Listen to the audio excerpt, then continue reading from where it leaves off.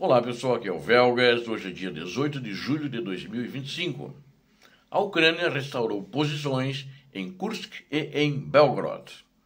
E também, outro assunto é que a Ucrânia poderá receber mísseis que atingirão 1.000 quilômetros dentro da Rússia, ou seja, são mísseis balísticos.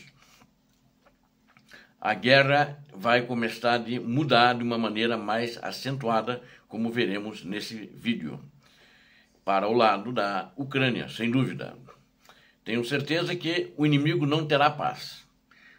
Vai ficar mais difícil e principalmente pela melhor qualidade do armamento dos países ocidentais e principalmente dos americanos, que agora entraram de cabeça para fornecer mais munição, inclusive mísseis e lançadores Patriot para a Ucrânia.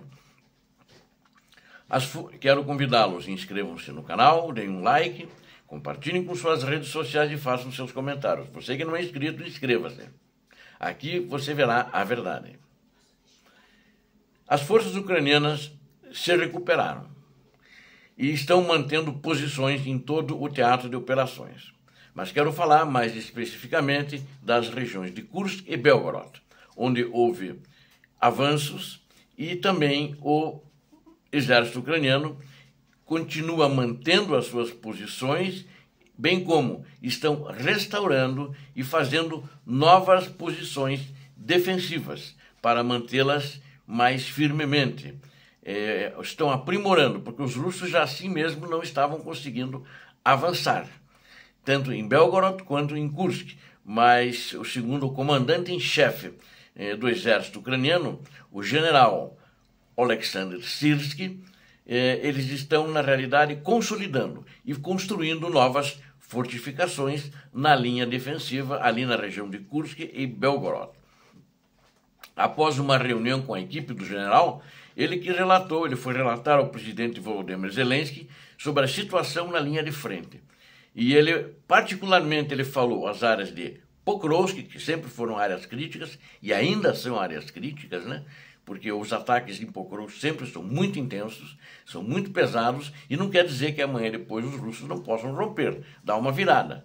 Hoje, o mar não está para os russos, está para a Ucrânia. Aliás, eu acho que nunca esteve, sempre foi cruel, mas nunca esteve para os russos ali, porque eles nunca romperam a linha defensiva de Pokrovsk.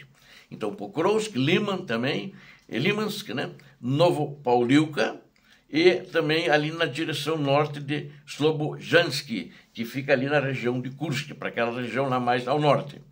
Bom, só nas últimas 24 horas, os russos perderam 1.190 soldados, e vou discutir em mais detalhes no próximo vídeo, mas para vocês terem uma ideia, eles não conseguem avançar.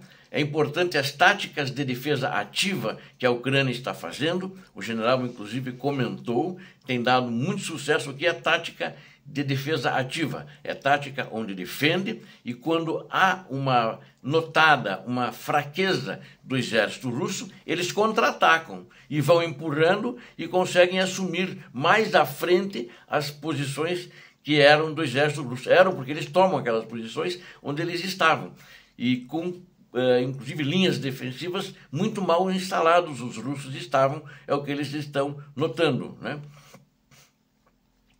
E isso vai impedir com que deixe os russos mais para trás e impede que eles penetrem mais profundamente no território ucraniano, inclusive naqueles objetivos que eles sonharam, inclusive que eles cheguem ali na região de Pokrovsk, né? Que eles cheguem à fronteira administrativa das províncias de Donetsk e também Dnipropetrovsk. Eles não estão conseguindo e não conseguiram. Estão tendo muitas baixas, eles estão fazendo ali, vamos chamar assim, entre aspas, das tripas ao coração, mas não conseguem avançar. Estão perdendo muita gente ali e perdendo muito material bélico, e estão com problemas de logística ali, que ficou muito esticada a região de Dnipropetrovsk com a retaguarda da Rússia.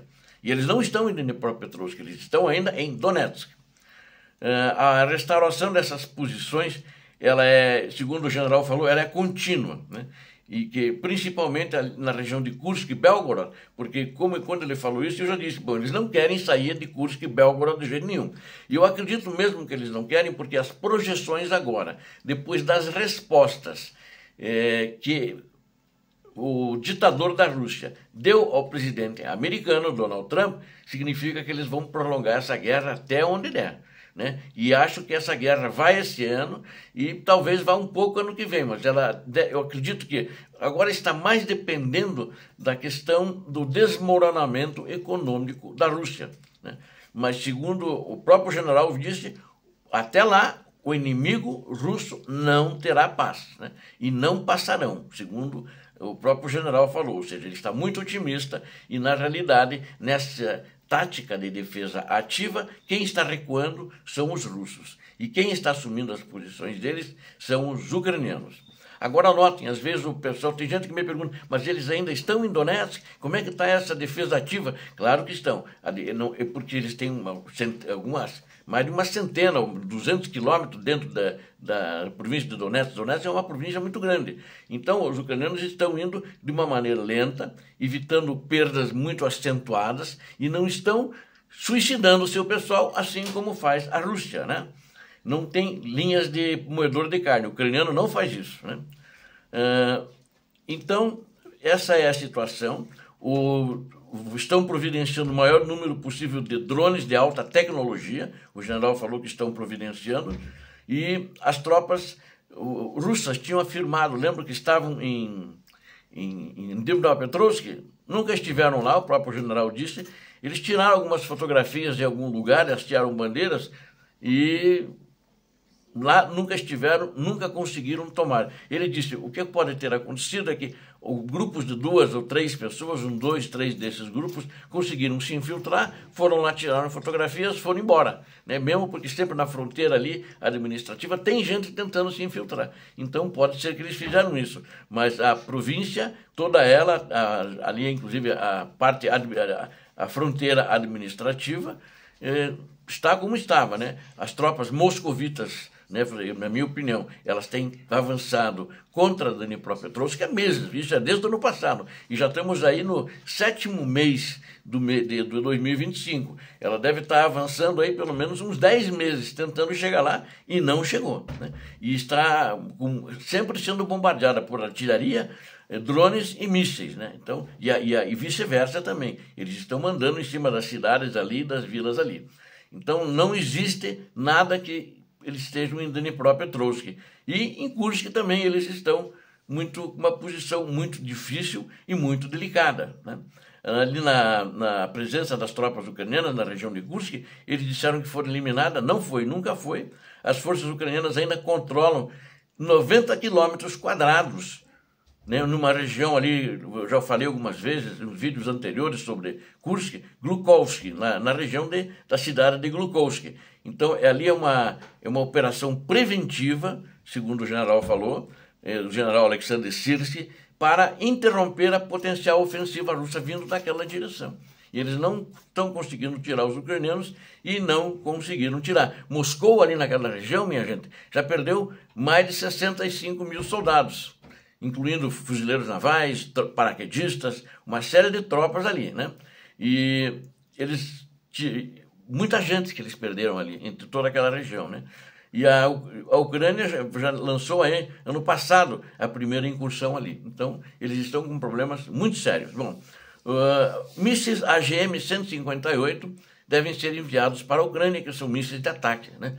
Eles podem ser lançados, inclusive, dos aviões, são muito compatíveis com os F-16, que não é uma frota grande, mas é uma frota que deve crescer, essa esquadrilha, né? Frota seria navios, né? Essa esquadrilha de aviões. E os russos, segundo algumas informações, estão chocados se de fato essa entrega de mísseis AGM-158 acontecer, né? Trump ofereceu inúmeras chances para fazer essa paz, cessar fogo, para começar, através da via diplomática, e o Trump sempre dava resposta endurecendo. Faziam uma reunião, falavam no telefone e eles bombardeavam já em seguida na própria noite, como está fazendo isso praticamente todas as noites. Agora o temor russo aumentou porque aí muda um pouco o patamar da guerra, né?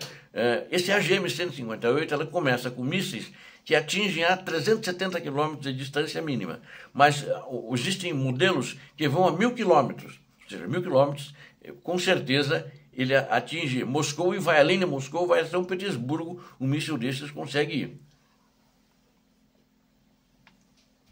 Não sei qual desses que o Donald Trump vai autorizar para a Ucrânia, mas também eles estão mantendo em segredo e já está indo material bélico para a Ucrânia, já está sendo entregue. Então o medo dos russos decorre da possibilidade de que a frota ucraniana de caça F-16 em constante crescimento possa ser rapidamente modernizada com esses mísseis, porque eles têm uma vantagem, eles são furtivos, não são facilmente detectáveis pelos radares, né? Isso remodela todas as prioridades logísticas e defensivas da Rússia, ou seja, muda a situação. E então é um míssil ar-superfície, né? E ele então, o modelo AGM-158, então ele tem essas duas características, ele pode ir nessas duas velocidades diferentes, né? Então o básico atinge 370 km. Há uma informação importante, ele carrega uma ogiva penetrante, ou seja, a ogiva ela penetra no alvo e depois explode, e não antes. E ela também pesa 450 quilos, a ogiva, ou seja, de explosivos que vão ali. Ela é projetada para violar alvos ocultos com muita precisão. Então a sua versão estendida vai até 1.000 quilômetros, como eu falei para vocês. E acho que a Ucrânia, aparentemente, pelo que rumores que tem se ouvido, eles vão receber esse tipo de armamento também. Obrigado a vocês que assistiram a esse vídeo, conto com vocês, inscrevam-se no canal, deem um like, compartilhem com suas redes sociais e façam os seus comentários. Você que não é inscrito, inscreva-se, eu conto com você.